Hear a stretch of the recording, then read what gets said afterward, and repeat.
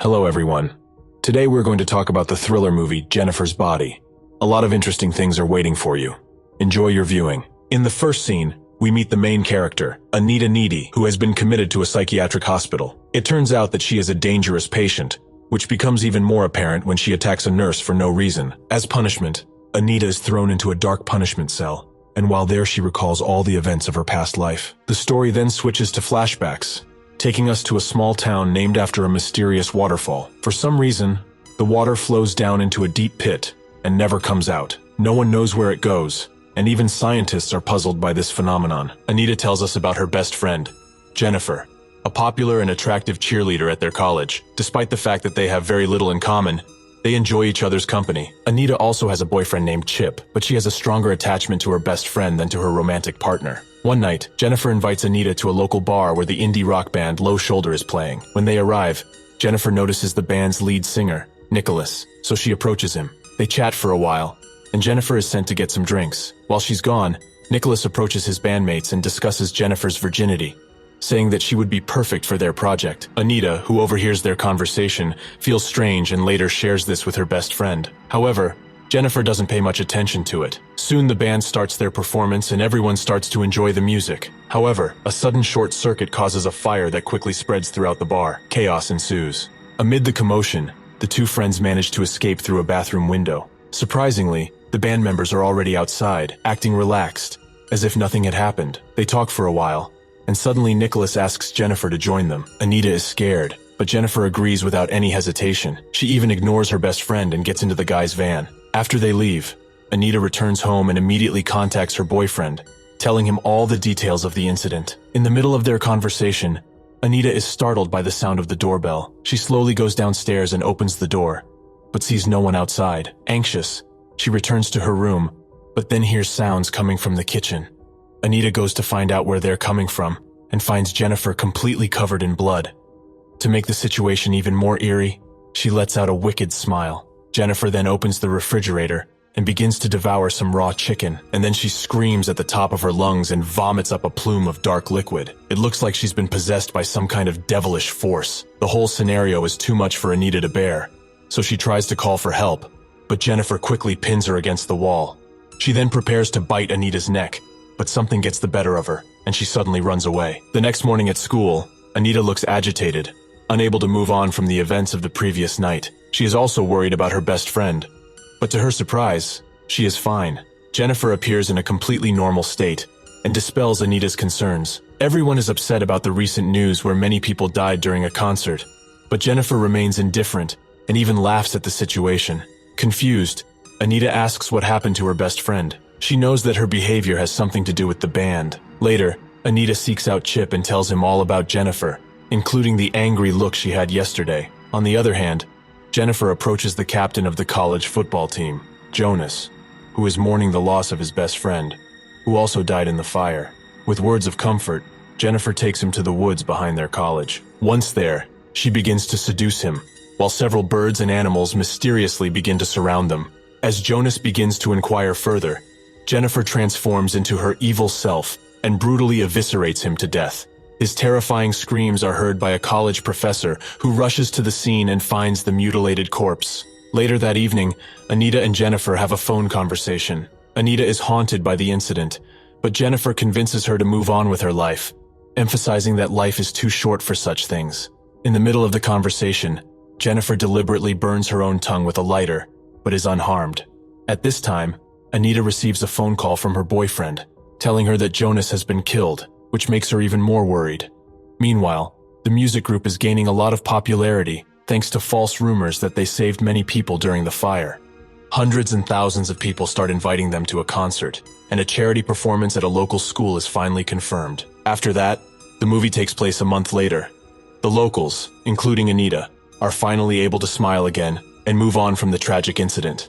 However, Jennifer looks lethargic, tired, and unhealthy. One day, after school, she and Anita are walking down the hallway when a classmate named Colin asks her out. Unexpectedly, Jennifer accepts the invitation and sends him her address, inviting him to her home. Later that night, Colin eagerly drives to the location specified by Jennifer, while Anita and Chip spend intimate time together.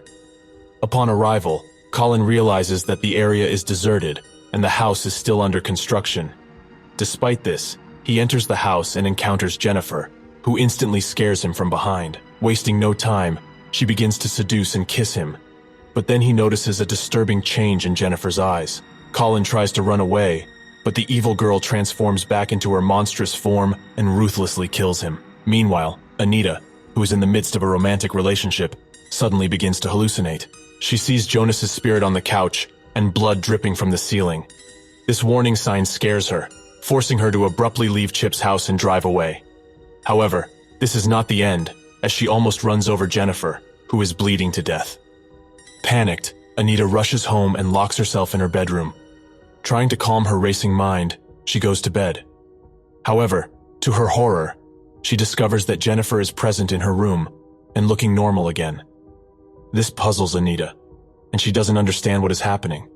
And Jennifer suddenly kisses her on the lips, intending to help her relax. After these events, Jennifer reveals a shocking truth.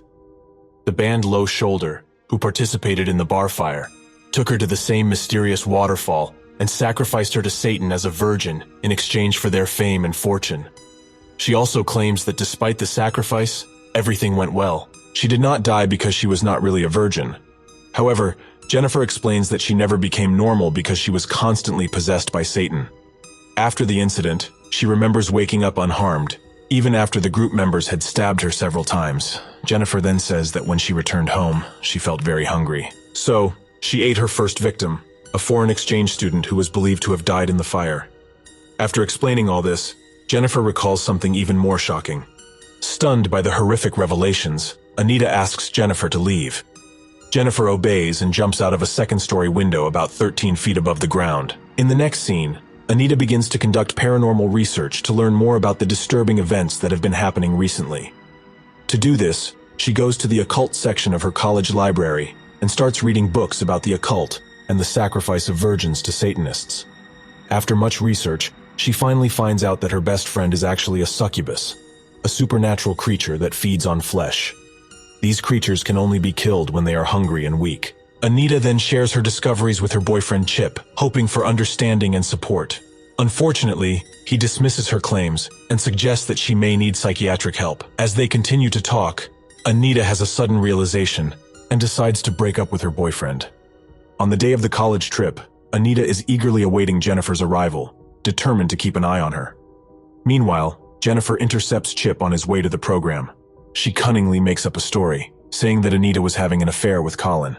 She then leads him to an abandoned swimming pool, using the same seduction tactics she used to kill her previous victims. Back at the program, Anita becomes increasingly worried when Jennifer doesn't show up for a long time. She rushes to Chip's house to check on him, only to find out that he has already left for the program. Worried that something bad has happened, Anita begins to explore the area and eventually comes to an abandoned swimming pool, where she sees Jennifer eating her boyfriend alive. Alarmed, Anita jumps into the pool without hesitation and starts fighting with her best friend. She sprays Jennifer with pepper spray, but it only makes her angrier.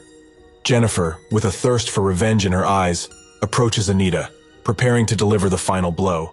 But the wounded Chip gathers his last strength and stabs Jennifer with a pool skimmer. This causes her to lose a lot of blood, making her weak. She retreats from the scene, realizing that she is now vulnerable. Anita then rushes to her beloved Chip and hugs him. They have a touching conversation before he closes his eyes and dies. Anita, heartbroken and full of rage, prepares to take revenge. In the middle of the night, she breaks into Jennifer's bedroom through the window and attacks her. A fierce fight ensues, but Jennifer prevails, sinking her teeth into Anita's shoulder. Despite this, our heroine does not stop and continues to fight with all her might. At some point, she manages to rip Jennifer's necklace off, forcing her to stop fighting for a moment.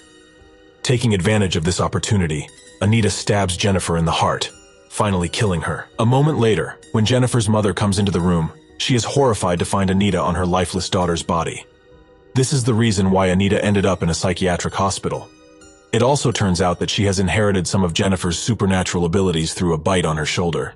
In the final scene, Anita uses her satanic powers and escapes from the psychiatric hospital. She hitchhikes, claiming to be following a group. In the credits scene, home video and crime scene photos show that Anita took revenge by killing all the members of Low Shoulder in their hotel room. Thank you for watching to the end. If you are able to support the channel, please join our Patreon. The link to it will be in the comment below the video. Subscribe to the channel and follow the news. Klonsak Recapped was with you. See you soon.